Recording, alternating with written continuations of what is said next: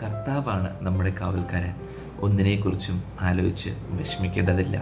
കാരണം നമ്മുടെ ജീവിതത്തിൽ എന്തൊക്കെ പ്രതിസന്ധി ഘട്ടങ്ങൾ വന്നാലും, നമ്മുടെ ജീവിതത്തിൽ നമ്മളെ നിരാശപ്പെടുത്തുന്ന ഏതൊക്കെ കാര്യങ്ങൾ വന്നാലും, കർത്താവെ, ഞാൻ ഇതൊക്കെ ചെയ്തിട്ടും എൻ്റെ ജീവിതത്തിൽ ഒരു സമാധാനം അനുഭവിക്കാനായിട്ട് സാധിക്കുന്നില്ലല്ലോ, എല്ലാത്തിലും തോൽവിയാണല്ലോ ഞാൻ കാണുന്നത്. എന്നാൽ ഒരു കാര്യം ഞാനൊന്ന് പറയട്ടെ, നമ്മൾ കാണുന്ന തോൽവികൾ ചിലപ്പോൾ കർത്താവിൻ്റെ കണ്ണുകളിൽ നമ്മളെ മഹത്വപ്പെടുത്താനായിട്ടുള്ള വഴികളായിരിക്കും. നമ്മൾ കർത്താവിനോട് ചേർന്നിരിക്കുമ്പോഴാണ് നമുക്കതൊക്കെ മനസ്സിലാവുന്നത്. നമ്മൾ വിഷമിച്ചിരിക്കുമ്പോൾ, നമ്മൾ എന്തെങ്കിലും ഒരു കാര്യത്തിൽ തോറ്റു പോകുമ്പോഴേക്കും ഒരിക്കലും കർത്താവിൽ നിന്ന് അകലരുത്. ദൈവത്തിൻ്റെ തിരുസന്നിധിയിൽ താഴ്മയോടെ ഇരിക്കുക. തക്ക സമയത്ത് അവിടെ നിന്ന് നമ്മളെ ഉയർത്തുമെന്നാണ് വചനം പറയുന്നത്. ആ ദൈവത്തിൻ്റെ സന്നിധിയിൽ ഇരുന്നു കഴിഞ്ഞാൽ നമുക്ക് നമ്മുടെ ജീവിതത്തിൽ തീർന്നു പോകാത്ത ഒരു പ്രശ്നവുമില്ല. ഈ ലോകത്തിൻ്റെ ക്ലേശങ്ങളൊക്കെ വളരെ നിമിഷ നേരത്തേക്കേ ഉള്ളൂ. എന്നാൽ സ്വർഗീയ തേജസ് എന്നേക്കും നിലനിൽക്കും.